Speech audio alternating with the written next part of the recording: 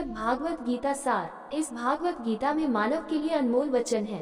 भगवत गीता में जो श्री कृष्ण ने अर्जुन को उद्देश्य दिया है, इस उद्देश्य को मानव समाज अपना ले तो मानव को कभी दुख का सामना नहीं करना पड़ेगा। हाँ, ये सही है कि सुख दुख आता जाता रहता है, पर हम मानव के लिए कुछ अच्छा विचार सिखा कर जाता है। इस कल्याणकारी भागवत गीता का अनमोल वचन हम सबको समझना चाहिए। नमस्कार मित्रों, आप सबका एक बार फिर से माता का ज्ञान चैनल पर आप सबका स्वागत है। भगवत गीता अध्याय 10 श्लोक 26। अश्वत्थ सर्ववृक्षाना देवर्षिना च नारदः गंधर्वाना चित्रर्थ सिद्धाना कपिलो मुनिः। अश्वत्थ बरगद का वृक्ष, सर्व वृक्षा नाम सारे वृक्षों में, देव ऋषि नाम समग्र स्वर्ग के देवताओं में, च तथा नारदः नारद, गंधर्वानाम गंधर्वलोक के निवासियों में, चित्रर्थ सिद्धानाम सिद्धि प्राप्त संतों में, कपिल मुनि कपिल मुनि। अनुवाद: वृक्षों में मैं बरगद का वृक्ष हूँ और देव ऋषियों में मैं नारद हूँ, गंधों में मैं चित्रर्थ हूँ, सिद्ध पुरुषों में मैं कपिल मुनि हूँ। बरगद के पेड़ के नीचे बैठने वालों को शीतलता का एहसास होता है। ये वृक्ष घना होता है और विस्तृत क्षेत्र में ठंडी छाया प्रदान करता है। यह अपने वायवीय नक्षत्रों को नीचे की ओर फैलाता है। महात्मा बुद्ध को बरगद के पेड़ के नीचे ध्यान आकर्षित करने वाला ज्ञान प्राप्त हुआ था। स्वर्ग के देवताओं के महर्षि नारद कई महान ऋषियों एवं संतों जैसे ऋषि वेदव्यास, वाल्मीकि, ध्रुव और प्रहलाद के गुरु हैं। वे सनातन भगवान की महिमा का गान व बखान करते हैं और त्रिलोक में दिव्य कार्य की शुरुआत करते हैं। उन्होंने कभी कभार कुछ गंधर्वों द्वारा किए गए विवाद और समस्या उत्पन्न करने वाले मुद्दों को उजागर किया है, जबकि उनकी यह इच्छा है कि महान लोगों के बीच विवाद पैदा हो और उनके द्वारा अंततः आत्मनिरीक्षण किया जाए, कर्म को शुद्ध किया जाए। गंधर्व लोक में ऐसे लोग निवास करते हैं जो मधुर वाणी में गाते हैं और इनमें चित्ररथ सर्वश्रेष्ठ गायक हैं। सिद्ध पुरुष वे योगी होते हैं जो आध्यात्मिक रूप से रेगिस्तानी होते हैं। इन सिद्धों में मुनि ने सांख्य दर्शन प्रकट किया और भक्ति योग की महिमा की भी शिक्षा दी, जिसका वर्णन श्रीमद् भागवतम के 3 स्कंद में है। वे भगवान के अवतार थे और इसलिए श्री कृष्ण ने अपनी महिमा प्रकट करने के लिए विशेष रूप से इनका उल्लेख किया है। भगवद गीता अध्याय 10 श्लोक 27। उच्चैः श्वसंश्वान विद्धि मामृतद्भवम् ऐरावतम गजेन्द्राना नारायण च नराधिपम्।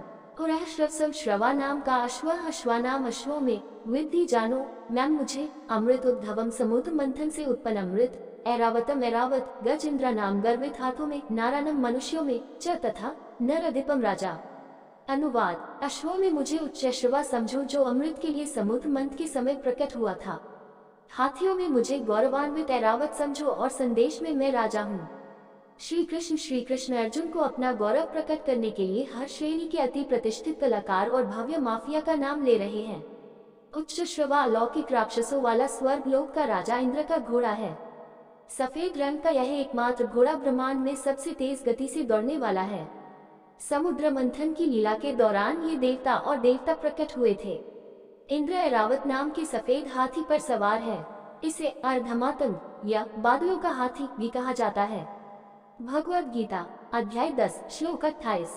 आयुधान्मः वज्रम धेनु नामस्मि कामदो प्रजानश्चास्मि कंदर्पः सारनास्मि वासुकेः। आयुधानम शास्त्रों में अहम मैं हूँ, वज्रम वज्र धेनु नाम गायों में अस्मि हूँ, कामदुख कामधेनु गाय, प्रजाना संतान, उत्पत्ति का कारण, च तथा अस्मि हूँ, कंदर्प कामदेव, सार नाम सर्पों में, अस्मि हूँ, वासुकी। अनुवाद: शस्त्रों में मैं वज्र हूँ और शस्त्रों में कामधेनु हूँ। शांति के सभी सिद्धांतों में मैं प्रेम का देवता कामदेव और सर्पों में वासुकी हूँ। पुराणों में महान ऋषि दधीचि के बलिदान से संबंधित कथा का वर्णन जो कि इतिहास में अध्येता है। स्वर्ग के राजा इंद्र से एक बार त्रासुर नामक राक्षस ने स्वर्ग का राजपाट छीन लिया। उस समय के अनुसार वृत्रासुर को उसके वध से कोई भी शस्त्र उपलब्ध नहीं कराया जा सका। देवलोक नरेश इंद्र भगवान शिव की शरण में गए और शिव देवलोक नरेश को विष्णु के पास ले गए। विष्णु भगवान ने बताया कि दधीचि की अस्थियों से केवल वज्र नामक शस्त्रों से ही वृत्रासुर को मारा जा सकता है। इंद्र ने तब महर्षि दधीचि से प्रार्थना की कि वे अपने प्राणों का महान बलिदान मांगे ताकि उनकी अस्थियों का प्रयोग वज्र नाम का अस्त्र बनाया जा सके। दधि ने प्रार्थना स्वीकार की तो कर ली, लेकिन उनसे पहले उन्होंने पवित्र सभी नदियों की तीर्थयात्रा पर जाने की इच्छा व्यक्त की। इंद्र तब सभी नदियों पवित्र का जल एक साथ ले आया। मंत्री दधीचि बिना समय परिवर्तन अपनी अभिलाषा पूर्ण कर ले। इसके दस्तावेज दधीचि ने वैज्ञानिक सिद्धांत से अपना प्राण त्याग नीचे दिया है। फिर दधीचि ऋषि की अस्थियों से वज्र नामक हथियार का दिव्य निर्माण किया गया और उस हथियार के प्रयोग से वृत्रासुर को परास्त करके देवलोक नरेश इंद्र ने अपना स्वर्ग का राज्य सिंहासन पुनः प्राप्त कर लिया। इस श्लोक में श्री कृष्ण ने अपनी महिमा का प्रतिनिधित्व करने के लिए वज्र के नाम का उल्लेख किया है और इसे विष्णु भगवान के हाथों में धारण करने वाली गदा और चक्र की शक्ति से अधिक महत्व दिया गया है। इस श्लोक में श्री कृष्ण ने स्पष्ट किया है कि जब धर्म क्रिया संतान की उत्पत्ति होती है तब उसे अपवित्र नहीं कहा जा सकता। कामदेव विपरीत लिंगों में आकर्षण करने का दायित्व निर्वहन करता है ताकि जन्म प्रक्रिया सहज रूप से मानव जाति का सामूहिक सहमति बन सके। इस आकर्षण में यौन का मूल देवता है और इसका प्रयोग उचक के आनंद के लिए नहीं करना चाहिए, केवल योग्य संत की उत्पत्ति के लिए करना चाहिए। चौथे अध्याय के चौथे श्लोक में श्री कृष्ण ने इसी तरह की घोषणा की थी कि वे ऐसे यौन आकर्षण हैं जो सदाचार और शास्त्रीय रचनाओं के विपरीत नहीं हैं। भगवद गीता अध्याय 10 श्लोक 29 अनंतश्चास्मि नागाना वरुणो यत्समाहम पित्नामर्यमा चास्मि यमः संयमतामहम अनंत अनंत च भी अस्मि हूँ। नागानाम फानों वाले सर्पों में, वरुण जलचरों के देवता, यदसाम समस्त जलचरों में, अहम मैं हूँ। पितृ नाम पितरों में, अर्यमा च भी अस्मि हूँ। यमः मृत्यु का देवता, संयमताम समस्त मौलिक के नियम और अहम मैं हूँ। अनुवाद विभूति योग अनेक प्रशंसकों वाले पुत्रों में मैं अनंत हूँ, जलचरों में वरुण हूँ, पितरों में अर्यमा हूँ और मूलाकों में मैं मृत्यु का देवता यमराज हूँ। अनंत एक दिव्य सागर है जिस पर भगवान विष्णु विश्राम करते हैं। उसके 10,000 फैन हैं। ऐसा कहा जाता है कि वह सृष्टि के कर्ता धर्ता अपने प्रत्येक प्रशंसक से धार्मिक भगवान की महिमा का गान कर रहे हैं। उनका वर्णन अभी तक पूरा नहीं हुआ है। स्वर्ग के देवता वरुण समुद्र के देवता हैं।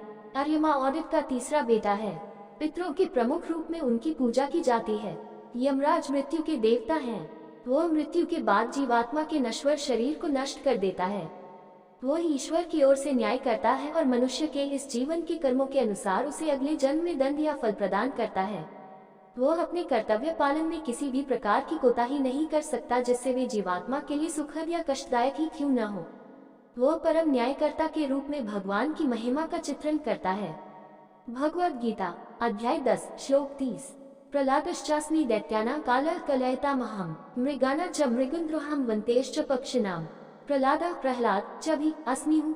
दैत्यानाम असुरों में काल कलयताम दमन रियाल में काल अहम मैं हूँ। मृगानाम पशुओं में च तथा मृग इंद्र सिंह अहम मैं हूँ। वन्त्य गरुड़ च भी पक्षिनाम पक्षियों में। अनुवाद देवताओं में मैं प्रहलाद हूँ और राक्षसों में मैं काल हूँ। मित्र में मुझे सिंह मानो और पक्षी में मुझे गरुड़ जानो। प्रहलाद ने शक्तिशाली दैत्यराज हिरण्यकशिपु के पुत्र के रूप में जन्म लिया था। वह बाल्ययुग से ही भगवान विष्णु के परम भक्त हो गए थे। इस प्रकार प्रहलाद के व्यक्तित्व में भगवान की महिमा सर्वोत्कृष्ट रूप से चित्रित होती है। काल अत्यंत बलवान है जो ब्रह्मांड के सबसे बड़े शक्तिशाली उपकरण को कूड़े में मिला देता है। इसी प्रकार हिरण्यकशिपु का भी अंत भगवान विष्णु ने अवतारित नारायण ने किया था। खुखर सिंह जंगल का राजा है और सागर में भगवान की शक्ति वास्तव में सिंह में चित्रित है। गरुड़ भगवान विष्णु का दिव्य वाहन और पक्षियों में सबसे बड़ा है।